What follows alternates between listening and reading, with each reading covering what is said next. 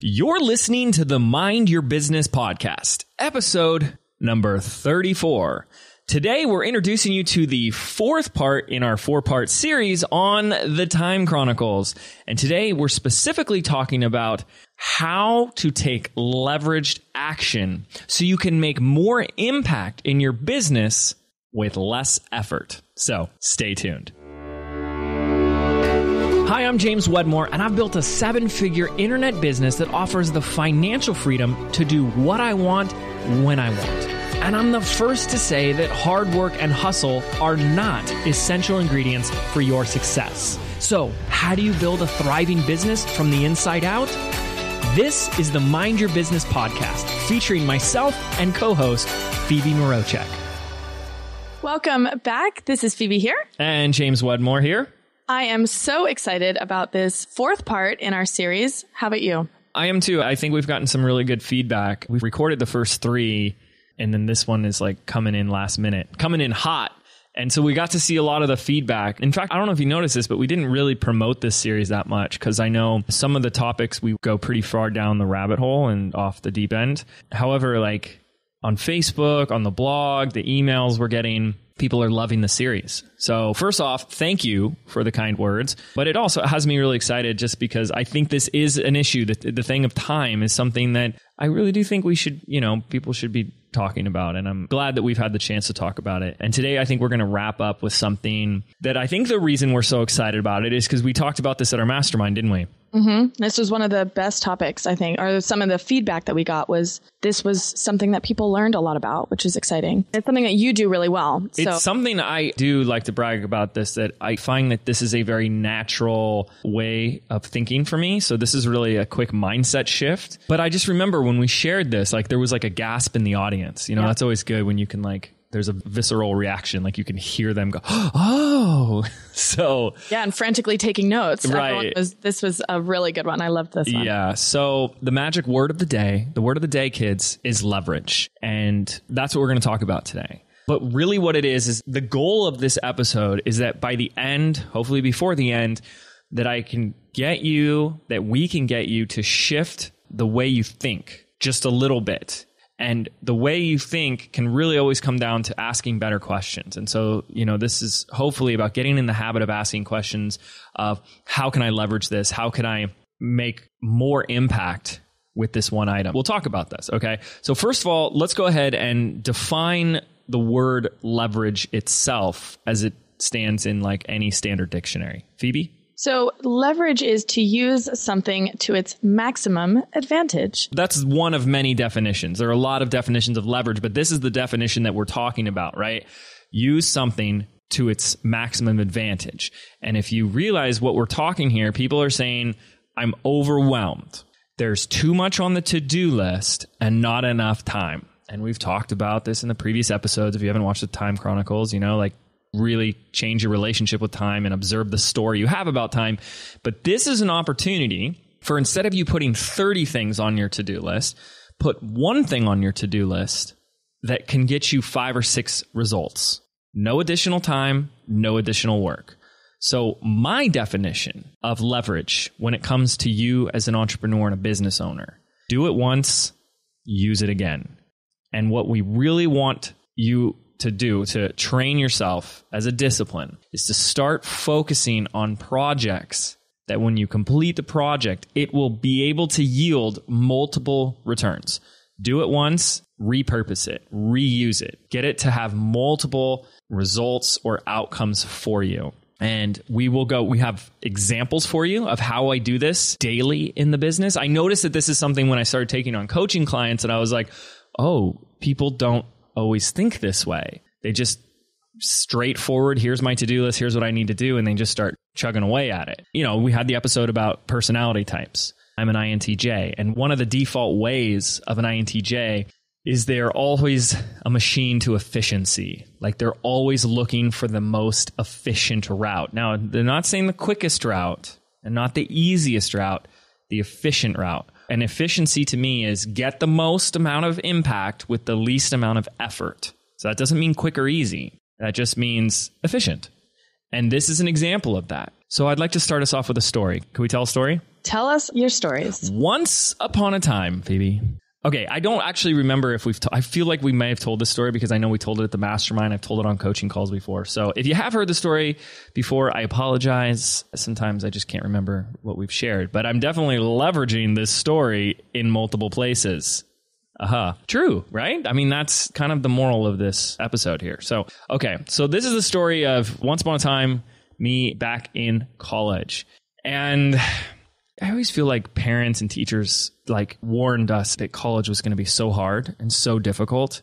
And I just thought it was really easy. And maybe I went to a school that was really easy, but I found a lot of ways in order to kind of hack college to make my experience a lot easier. For example, this is one of them. Freshman or sophomore year, I took a Business 101 class. And the big project for us is we had to create a case study on a business, a profile, right? A business profile. And I chose Walmart. And I'm going to be honest, I geeked out and obsessed about Walmart. I still geek out and obsess about Walmart as a company. So fascinating. I mean, so unbelievably fascinating because they've always had a lot of controversy around them, right? They exploit vendors, they exploit their employees and stuff. But here they are, this they were just this incredibly fast growing company. And they revolutionized certain things like inventory management and restocking and stuff like this. I mean, you would literally take something off a shelf, and as soon as it got scanned in, when you took it to the checkout counter, it was already being reordered. And this is like before things like Amazon was around, So it was a very fascinating company to me. And it started with, Sam Walton, just a young, passionate entrepreneur who had an idea. And then, of course, there's always I'm going off topic a little bit, but there's always the moral of the underdog, right? When you're a startup entrepreneur and you're against odds and you're the little guy, everyone's rooting for you. But in this case, the little guy became the megalithic giant. And all of a sudden, he was the bad guy. Mm-hmm. You know what I mean? He did what he set out to do when everyone was rooting for him. And then he did it. And it's like, now you're the devil. Because like there's the other thing of they became so big that people stopped shopping at, the local mom and pop shops. He was a mom and pop shop, So I'm just saying it's a fascinating story, the growth of Walmart and everything about it. So I did an entire case study. It was like the whole semester project and learned a lot about it, half of which I've forgotten. That was like a decade ago. It's been a long time. So the next year, I had two different classes. It was either the next semester or the next year. I can't remember exactly at this point, but I had a philosophy class, which was like, general requirements. And then I had a business ethics class. The short version of this story is that I had to write a paper for each of these classes. And I literally took the exact same paper, the story on Walmart, changed the intro, changed the conclusion, and aced both of those papers for these two additional classes. And I found myself doing that all the time. In fact, then I started to hack college. I would take classes that would be very complementary to each other so that I could do that all the time. I wrote 2 paragraphs different and I had a full paper. Mm-hmm. I just started realizing over time that most people don't do things like that. They would start over from scratch and write a completely brand new paper. And to me, I don't see that, the irony is like their ethics and topics of morality and ethics.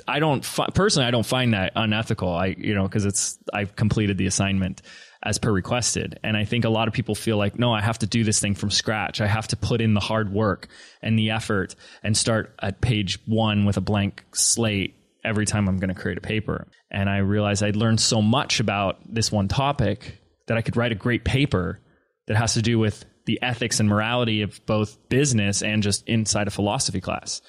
And I used both papers. So ever since then, I really saw that as I built my business, I was always looking for ways that I could leverage. And I want to share with you. First of all, let me just say, I know it's my long drawn out college days. I'm also like trying to remember all the details from way back when. Did that make sense? Is that like super clear on what we're talking about when we talk about leverage, Phoebes? Yeah, definitely. I've done several things I used to do in college all the time when we'd have papers or assignments and I would use my own business experience. You had to write a paper on a business and I would write it on my Mary Kay business and I would go out and test things and then actually like come back and write about it. And people would be like, what business is that? That's awesome. Yeah, it's an unnamed business. Confidentiality, I can't tell you.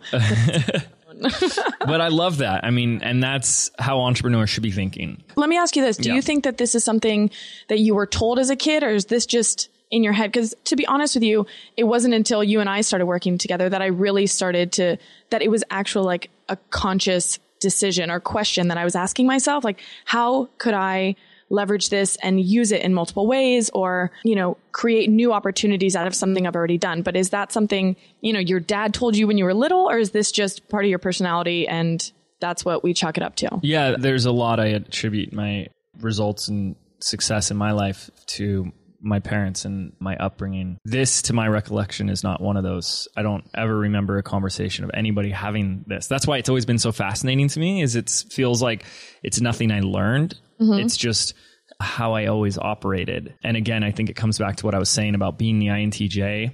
Mm-hmm. There's something about this and all the other, I know we've had some listeners reach out who are INTJs or big introverts as well. Like, there's something about, especially that introverted energy, where like, it takes all of us to do anything. Like, we're exhausted after everything we do. Like when I am at the mastermind, if I speak at an event, like it can be the most exhilarating, adrenaline fueled pumping experience. And then you need an oxygen mask afterwards. And so when you're faced with wanting to do big things, but also very sensitive to the energy around you and being drained very quickly, it's like you either become a hermit or you find ways to just be very, very smart in your thinking of, how do I be more efficient? How do I, you know what I mean? Like, how do I operate in a way where, like, I literally like look at my days at times and I say, if I don't do the most absolute important thing first, something's going to zap me and take that creativity and energy away. If I let a call come in or an email pull me away, I can get so sensitive to that it can really affect the rest of the day. So I'm always looking, because I feel like if I weren't, I don't think I could get anything done. I think I'd be exhausted. So I don't know. Does that make sense? Yeah, that makes a lot of sense, actually. So I want to take a look at 3 examples. We can put this into context with how I'm using this.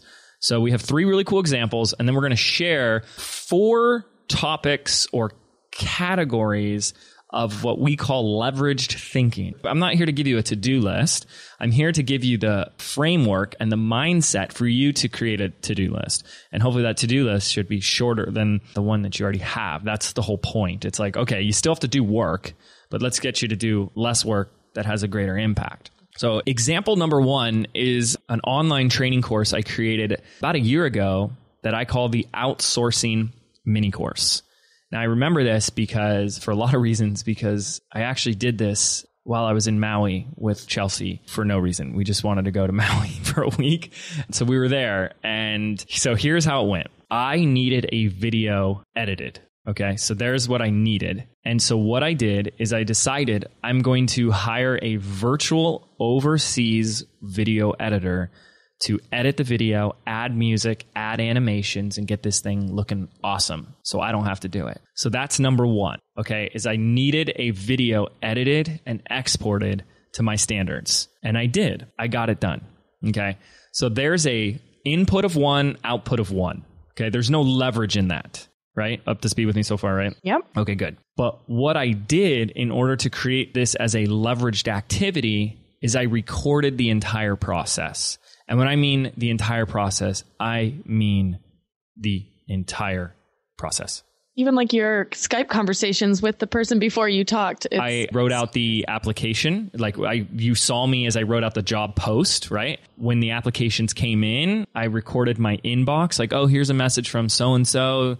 I'm going to skip on this one. Oh, I like this person. And then, yes, as you said, I literally just pressed record and started having a Skype conversation interviewing the person. And I just recorded the whole thing. Okay. Here's the best part. I'm realizing this. Okay. So I recorded the whole thing. What I laughed about, I'll add in a second. So stay tuned. Okay. So the recordings became a course. Okay. So now we've put in 1 input and we've gotten 2 output. We got the video I needed done, but now I have training. Why I'm laughing was this. After that person that I hired finished that first video that I needed, their second assignment was to edit all the videos that I had recorded documenting me hiring them. That's pretty cool, actually. So they literally saw like what I was thinking and going through in my mind as I was like, I don't really like their answer here, but let's keep going, you know? Probably a weird experience for them, but whatever. Okay, so so I got the video done, 1. The recordings became a course, 2. Okay. And we sell the course. It's in the back end of our members area. We haven't done like any official launch for it at all, but we also took the content of that course and put it inside our members area of Real Marketing Insider. So now it's a course and it's content that we can give our monthly members, which is important because we want to always provide value to them. And that keeps our members happy. It keeps the members in the members area. It keeps them consuming content. It keeps the conversation alive and it keeps retention up. So there's boom, number 3. And then we started offering this course because it's a quick mini course. I mean, you go through the whole thing in 20 minutes as a bonus to any launch or promotion that we did. And I think I've used it 2 or 3 times now as a bonus. So you get this program. Oh, if you sign up today, you're also going to get our outsourcing mini course. One action, recording myself outsourcing a video. From that action, I was able to get the video I needed done. I was able to create a course out of it. I was able to and sell that course. Like it's a sellable course. Then I was able to put that in content into one of our other members area. And I was able to add it as a bonus during launches. I think this was my favorite thing when I watched you do this. For anyone who's actually been through the course, it's not, a presentation style, beautiful video. It's just like a raw version of you going through this whole process. And I think in my own head, I always expect for my videos or courses or anything to be really polished and really professional. And that's not what people want. They just want to know how to do it. And I think for you, for this specific course, it was just getting inside your head. And I would encourage people to do something like this because that's all they want. They want to be sitting next to you while you're doing things that you already know how to do. I've been through the course and I was like, this is awesome. And in a way that was like, I could do this. That wasn't, it wasn't polished and super professional. And, like you're saying, you're like, oh, hold on, let me just pause this for a second and go over here and figure this out. And then you come back to it. And I loved it. And all of our Real Marketing Insider members loved it. So this is, I think, probably my favorite example. Yeah, I think it's become one of our favorite courses from people because it's short and, it's not just peeking over my shoulder, like you say, but it's got a very specific start point, very specific end point, and I don't leave anything out. I think a lot of people make a mistake when they create training and they create a lot of theory that it doesn't become applicable. You create a video on how to create a 6-figure business is you've got to become a leader in your industry. You've got to become the authority. Step 2, you're like, what? You create a whole course with 57 steps to becoming a leader and you just did it in a bullet point. And so when we walked through this, I think the feedback was amazing. Jason Brown says, I just finished the complete course, spot on as I just hired a video editor. Thanks for sharing the knowledge. I'm just kind of looking through the comments of the members. Let me see what else I got. Wow, so easy. I was thinking ScreenFlow everything, but this was so simple. This is from Camille Gaines. Says, your timing on this is perfect. I just hired 2 new people from onlinejobs.ph and have been looking to streamline my process of outsourcing with them. Thank you, James. I mean, these are people going through the course. We're not selling this or trying to share testimonials. I'm just showing to demonstrate that these are people going through the course and they're just leaving comments like, hey, I just did it. Hey, it's done. It worked. So much fun, James, trying to focus on systems in my business, but all these hacks are really fun. Thanks for sharing so much cool stuff. It's awesome. People love this course. And finally, Mark Gagnier said, thanks, James. I like how you're laying out the process. I can feel the pressure of how leaving. Great. Thank you. And what he was referencing is we talk a lot about it's not your responsibility to know how something needs to get done, just to identify what you need accomplished. And that's about the CEO mindset that we talk about. So anyways, I loved that. That was a great one. So that's example number 1. Now let's move on to example number 2, which is something we call the Launch Lab. So this is about a year and a half ago.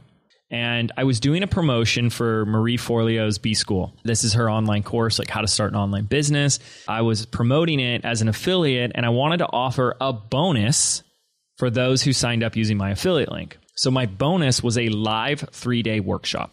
So the action I took was hosting a live workshop for 3 days. So that's action number 1. Now, the first thing that did is hosting that one action. The first, additional result was that was a bonus for somebody else's course. So I was able to generate revenue from that. Okay. So that's number 1.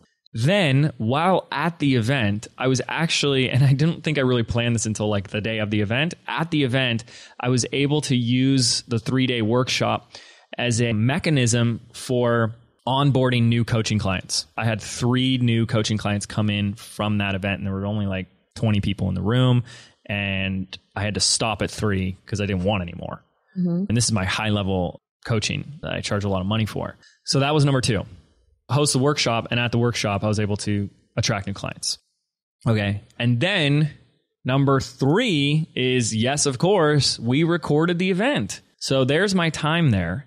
And I don't ever have to create that content again because it has now been forever recorded. Okay. And the first thing I did is after recording that is I turned it into an online course. Okay. So there's number 3. Now I have used that and we turned it into a course called the Launch Lab. And I've used that course as a bonus as well. Most recently, when we promoted the new Kajabi software, which I love, we use that as a bonus.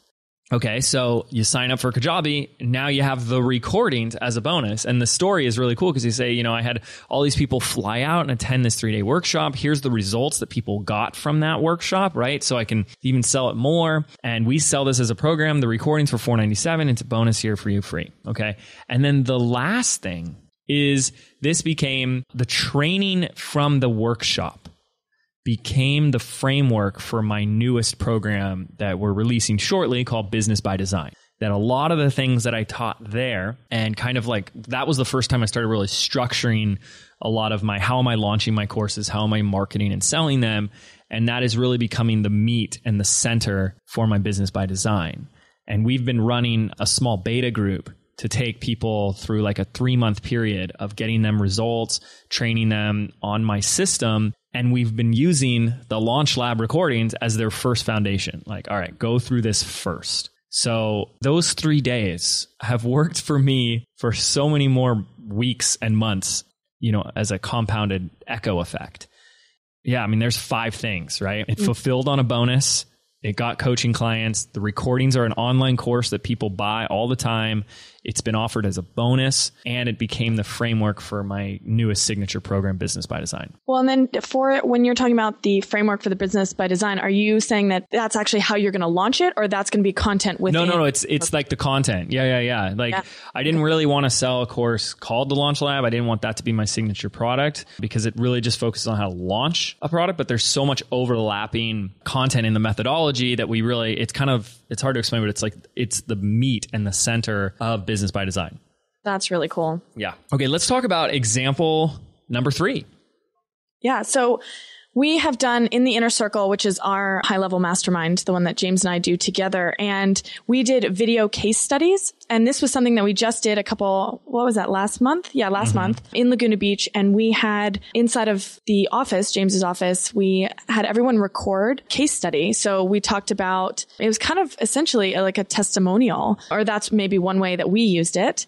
And that the first thing that we did with all of the videos that we recorded is that's going to be content for our Inner Circle members. So we talked about like kind of the results we took people through, where they started and then where they finished. And that then became content for the other members inside of the group. So that's the first thing. Let me expand upon that too, because one of the things that's really cool is the Inner Circle members also get like an online members area where we give them like a ton of additional training, like interviews, these case studies and all this stuff. So it's not just content for them. It's content that will always stay in the Inner Circle vault for all future members, right? So someone who comes 2 years from now into the Inner Circle will see these case studies and have that value. I mean, so it's not just working now for this year's students, but for years and years to come, it'll be valuable stuff. Yeah, that's a really good point. The second thing is once we had our collection of case studies, we started to create content for Real Marketing Insider, our membership program. And what we did, I love this. We created these really cool PDFs that go alongside the actual case studies. And it just shared a little bit more about just kind of a deep dive into our Inner Circle members' business or launches or something having to do with video, because obviously we were recording it in video and a lot of them use video or all of them use video in their business. So we created really substantial content for our Real Marketing Insider members. Okay. And the third thing that we did was we took the content that we had inside of RMI, and that is now acting as a promotion for our Inner Circle mastermind. So now people who are inside of Real Marketing Insider and they get to see the great results that people in our mastermind have had. Now that's just another type of promotion for us, saying, hey, look at all these people that we've had, these 12 members that have gotten amazing results. And now they're going to be more inclined to maybe apply for the inner circle later on down the road. So I think that was a really cool way. And I think that's the most important piece of this, because it allows us for the opportunity, because it's not like the thing is, Phoebe's saying we promoted the inner circle, but it's like we didn't. The video case studies just says, hey, meet one of our inner circle members, Jenna Sword, and how she did $132,000 with these cool videos. And the thing is it's like an anti-promotion, because we're giving them content that they can use and implement, the content they find value in. So that's what Phoebe mentioned, is it's content for our members, but that content introduced them to Inner Circle without us having to say, hey guys, I want to just talk about Inner Circle for a little bit. What? Like, no one wants to hear that, But then because they see these students of ours, these case studies doing so well, it gives them something to aspire to become. Right. And they keep seeing Inner Circle through because we call it the elite video case studies. And they're seeing all the time, in the emails that we're writing, they see Inner Circle member and they're like, oh, what is that? And so I think, especially for people who have, anyone who has clients, just celebrating your clients will produce better results obviously for them. You're already creating those amazing results, and then you're celebrating them so that people can see that you're doing a great job. It lends credibility to you. And then also they're going to want to promote it because you're celebrating them as well. So, Jenna, for example, she'll want to promote the PDF which is another thing, really. She'll then promote it to her audience, being like, yeah, look, I did make $132,000, which then is like, oh, well, you were featured in James's membership program. And also on there is, hey, join our, if you want really great results, this is what's happening inside the Inner Circle. And I think there's even something else at play, which is just the acknowledgement and the celebration of someone who is your customer has a lot of inherent value itself. Mm-hmm. It's going to motivate Jenna and our other case studies to do more. It's going to motivate the other members who maybe haven't had a case study produced yet to be like, kind of get a little friendly competition going. Mm-hmm. But just when you can be the person that is celebrating your audience and your members, that's the most valuable thing in the world. Right. I mean, that just is amazing. So, basically, if you look at what we did here, and this was all Phoebe, which is brilliant, is she created content around our Inner Circle members. And it did I'm counting 6 things now. Mm-hmm. You know what I mean? It's content for members. It's content for Inner Circle and RMI members. It creates a benchmark to promote and aspire our other members to be, this is the level that I want to be at. But then it also acknowledges and rewards our existing members, makes them feel great and encouraged. But then it also motivates the other members that are already in the Inner Circle to want to do even better as well. And I mean, that's what we're talking about, is creative, unique ways in which one thing you do can have a profound ripple effect of results. And these are 3 things that we've done. And you'll notice that the common thread is a lot of it's been around content, right? Take an action, record that content, and use that content in multiple ways. And so we want to talk about 4 ways. This is kind of the way we want to end this, is 4 ways that we can think leveraged, leveraged thinking. 4 different ways that we can start to stretch ourselves. And remember, the way we look at the word leverage is it's do the work once and get the results to work for you in several different ways. It makes your life just a little bit easier. And there, I think you can start, before we jump into these 4 ways, you can look at things where you can look back at things you've done in your life where you're like, man, I'm glad I did that. I'm glad I did that because I still get to use that today. I still get to take advantage of that. Versus other things that you're like, gosh, remember when I spent months on that? What a waste of my time. I have an example. Years ago when I was just getting started, and I was eager beaver Jimmy over here. I was willing to do, anything and everything. And someone asked me to record videos for one of their courses. And I think I spent 3 weeks straight recording, editing, redoing these videos. And I said, here you go. And I was so excited. I was like, oh my gosh, I'm going to create the content. They're going to promote this course. It's going to build my name and I'm going to get business from it. And they never launched the course. They just gave up on it. And I look at that as a time, that for a while I was just like, what a waste of my time. And I know we all have moments like these. And so it does help not to, sit in regretville, but to point out where was the breakdown there? How could you have been more empowered in a situation like that to prevent something like that from happening? And then also reflect on times where you did something and you're like, I'm so glad I did that because 20 things have come from that. I'm glad I spoke at that event because I was able to create a keynote slide deck that I now use as my signature speech. I was given photos from that event and a video from that event. So that's an example. Like I spoke at Chalene Johnson's event. It was almost a year ago to the day, literally. I got 100 photos from me on stage. Do you know how much we use those photos now in our marketing? I got the video of the whole thing. So I use pieces of the video in our videos. I had speaking gigs come from that. And then I've been able to keep in touch with really great attendees from that event that have become customers, that have become friends, that I keep in touch with on Facebook. I mean, an hour of my life speaking on stage. And also you could have taken, the recording, if she had given it to you, put it in the course, put it in Real Marketing Insider. You could, there's so many things you could do from that. And also when people see that you are on stage, obviously it makes you look like, way better. It lends really a lot of credibility to you. And we have those photos. We use them all the time.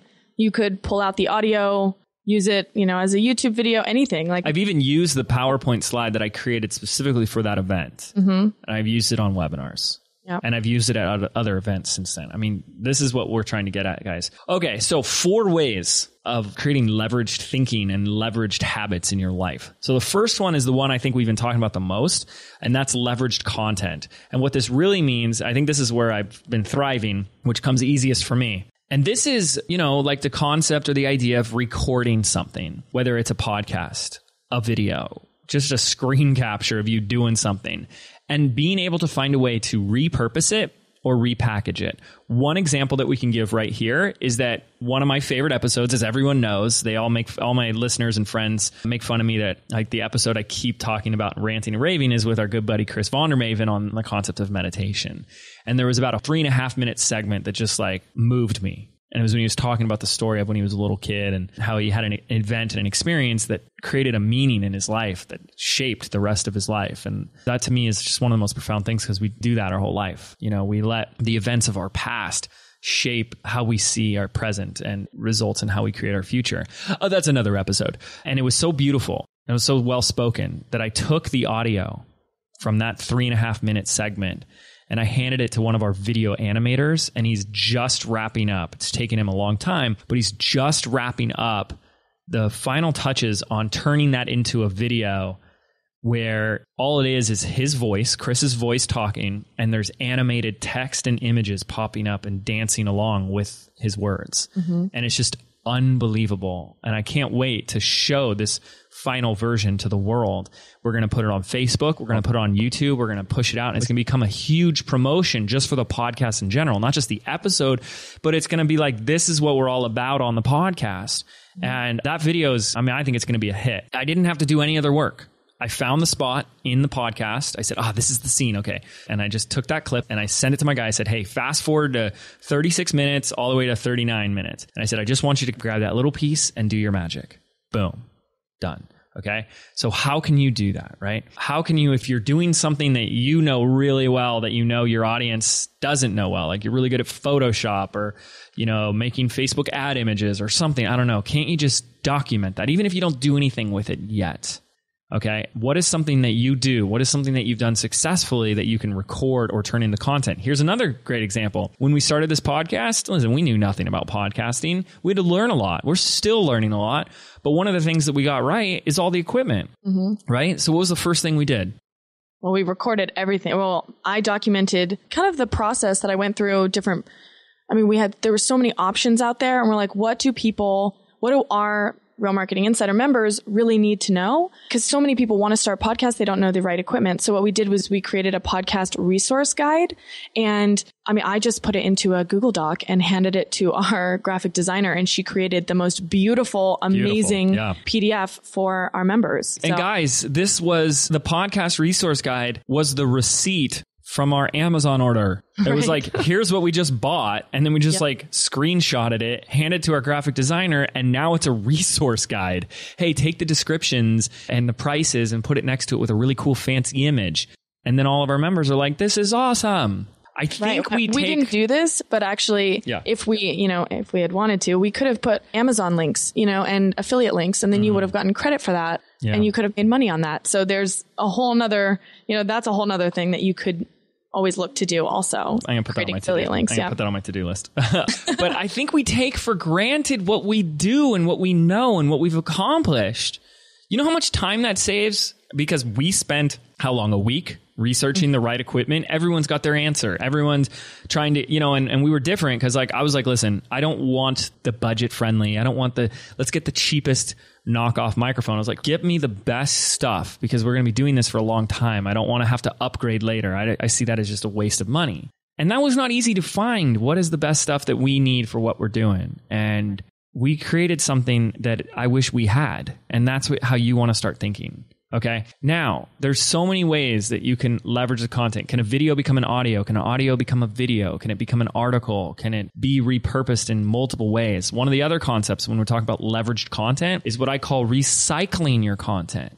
I think the biggest mistake we make is we spend all this time creating the greatest podcast episode or the greatest YouTube video, and we promote it and we push it and we cross our fingers. We hope people download it. We hope people watch it. And then we stop. We're done. And we're like, okay, what else do I need to create? I need to create more content. No, there are new people every day joining your email list, discovering you online, finding you. Why don't you continue promoting the piece of content? It doesn't matter if it's, for 99% of the people I'm talking to don't have content that is really date specific. For example, Carrie Samuels has like a month numerology blog, right? Where she talks about the month of March. Like, okay, you can't talk about that in July, but for the rest of us, a podcast resource guide is going to be valuable and relevant 12 months out of the year. And so if you have a video on productivity hacking, okay, why can't you put that in an autoresponder? Why can't that be something that on the 10th day someone joins your email list, they get here's one of my favorite videos I ever did. It's on how to get your time back. Why don't we do this? You created the content once, and now everyone who joins your list is going to get great value from this great piece of content. Instead, we're on a hamster wheel of content creation.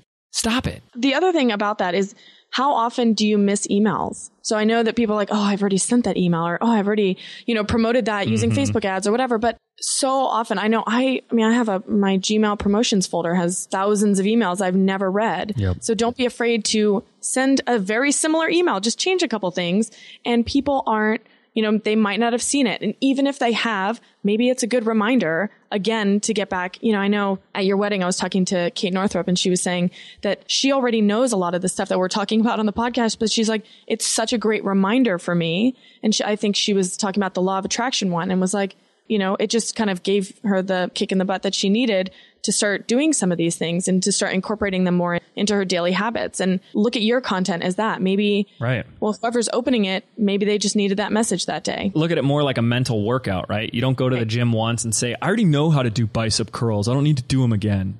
What? No, you do them every week, every Tuesday, back and bias, right, Phoebes? And so, exactly. And this is the same way. Is like, we need to revisit this. Every time you hear something, you hear it from a different vantage point because you've changed, evolved, you've grown, you've learned more. And so you're going to hear something differently. You're going to hear it in a new way. You're going to hear it from a new perspective. And there's nothing wrong with hearing something twice. I listen to stuff multiple. There are a lot of books that I read multiple times. There's a lot of books that are on my shelf, and I reread chapters and quotes and stuff like that. And it's different every time. So leverage your content. Let's talk about number 2, leveraged training. Okay, so this is more of an internal within the business with your team stuff, right? And, yes, we've done episodes during the Time Chronicles talking about outsourcing and delegating. I've done an entire episode with Phoebe on how to outsource. So we're not going to go over this very much, but how can you leverage the training for your team, right? And so again, we've talked about this, but we use process maps like Suite Process, SOPs or standing operating procedures, and training videos, and just like basic instruction manuals, which I call the Lego instruction manuals for getting stuff done, for onboarding your team, that you do it once. And it's going to take a lot of time, and you're never going to think it's important or valuable or worth your time now. And you're always going to procrastinate on it.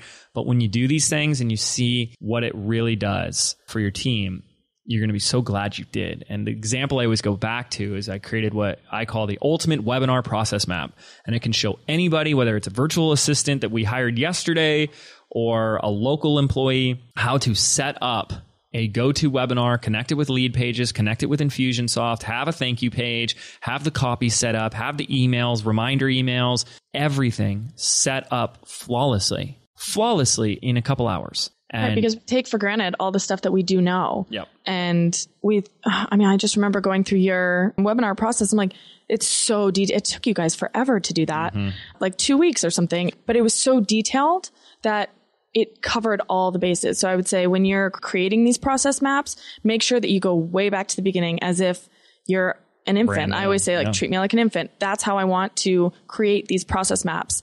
So anyone can do it. People who live in the Philippines or even our local staff. We made it once. I did it about a year ago. And I mean, we've done countless webinars since then using that same process. Okay, so that's leverage training, and we could always go deeper on that. But I want to move on. I want to talk about leverage promotions. Now, again, there's a lot of overlap here, but this is just to get you to stretch your thinking a little bit. And so I've fallen into this trap, and I see others fall into this trap. And so I think it was really great to just bring this out as its own bullet point, is that when we launch something, when we do something that works in our business, like let's say you do a video launch or a webinar launch, a lot of times we go, okay, great, that worked.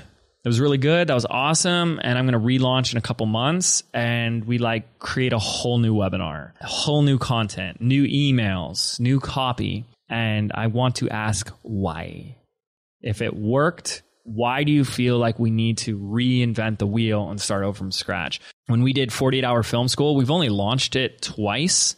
And we use the exact same videos and 90% of the same copy, maybe 80%. We're always tweaking and adjusting it, but we're not starting over from scratch. So in total, we did like 600,000 in sales over 2 launches, like internal launches. And the second launch was just turning it back on. The first launch is where you had to do all the work, creating the videos, writing the scripts, all that. But the second launch, we just turned it back on. So much easier. So that's what we're referring to here. And I get that it's like an overlap with like leverage content. You can do a relaunch. You can launch your product again. You can do another webinar and it's the same webinar. I know there's a belief out there that people have that if you should do webinars, every time you do a webinar, it should be different. No. I mean, there are people that will listen to the exact same webinar 3 times. And they'll finally get it the 3rd time, and that's when they enroll. So don't worry about that. Right. And could you turn your webinars into an evergreen launch? And then exactly. And that's the next phase of it. Absolutely. Yeah. Totally. So that's leverage promotions. And the last one is leveraged assets. Now, this is awesome because you want to look at what are the things that you own, have, possess, or rent in your life, in your business that could be used in multiple ways. And so the first one that comes to mind for us absolutely is my office. Okay. So even though I think our rent is relatively cheap for the fact that I have an ocean view and I'm not even like a block away from the sand, we still pay a substantial amount of money. It's a cost every month to, rent out this office space.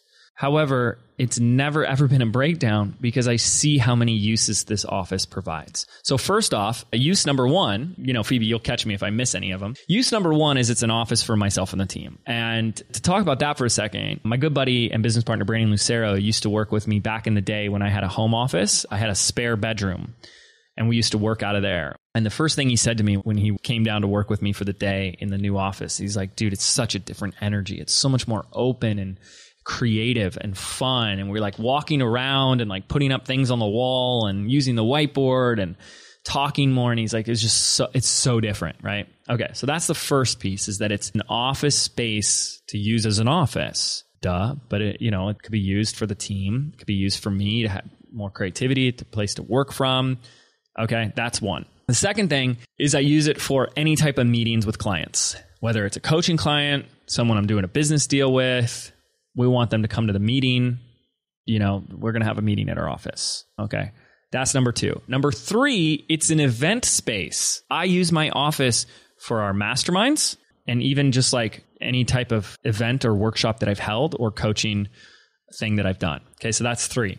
Number 4 It's our film studio. It's where we film our videos for our courses, for YouTube, promotional, all that stuff. It's in our office. And then the studio itself, the studio portion of our office, it also is like, I've set it up in a way that it's like 4 or 5 different sets in one, where you can easily change the look and feel and the layout. And then number 5, if I have to give a number 5, is that it's also a space for rent. So I have a few people, only one at the moment, who they like use my space as a film studio for their business. Because they're friends, I don't charge them, but I totally could. I could totally rent out the studio to other people. But I've had plenty of other people come in that are either friends, clients, peers in the industry, use the studio as their space. And that's pretty cool. It's pretty cool to be able to be like, if one of our friends, like if Amy Porterfield said like, hey, can I use the studio for the day? I'd be like, yeah, go for it. It's pretty neat to have that as an asset. So that's one asset leveraged 5 or 6 different ways. What do you have, own, or use? Whether it's people, places, things. One of the other ones that came up is, my bus. I got an old 1971 VW bus. I use the bus in my stories. It defines who I am as a brand, is that I restore old VWs. I use the photos in my branding, or at least our next round of photos the bus will be in there. We used it in my engagement photos with Chelsea. We used it to drive members of our mastermind around when they came into town. They loved it. It was like a total blast. And of course, it's my car to get to work. So, and it can carry How's it. Surfboard. Yeah, it carries my boards. It carries like anytime we need to carry a lot of stuff like that. Car has a lot of utility to it. Mm-hmm. So you have these assets that can be used in multiple ways. Are you taking advantage of them? So again, to recap, 4 ways of leveraged thinking, 4 ways to stretch yourself and start looking in a leveraged mindset. Leveraging your content. Just look at it from the standpoint of leveraging what you know in a way that can be used to provide value and repurposing in multiple ways. Leverage your training with your team. The things that, you need to train them on, can that be leveraged? Can your people be leveraged? Leveraging promotions, right? Relaunching, putting something on evergreen, autopilot, copying and pasting the same stuff you've done in the past and using it again. Even if you're afraid that some people are, hey, I've seen this before. So what? Some people need to see it a couple times. And then, of course, leveraging your assets, the things that you own, rent, borrow, whatever, can be used in multiple ways.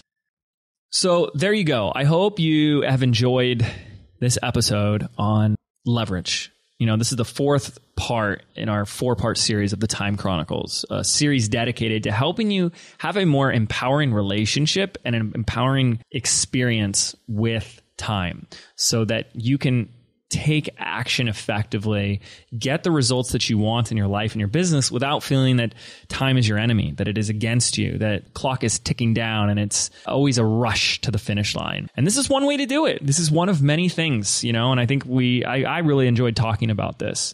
And so this is your chance to start looking for ways that you can do one activity that has multiple results. In fact, before you go out there to put more things on your to-do list that you can leverage, you might want to take a step back and look at what are things that I've already done? What are things I've done in the past that I can leverage further today? Do I have an old product that's just sitting on the shelf that I never really finished? Do I have a launch that I did once or a webinar that went really well, but I decided to never do it again?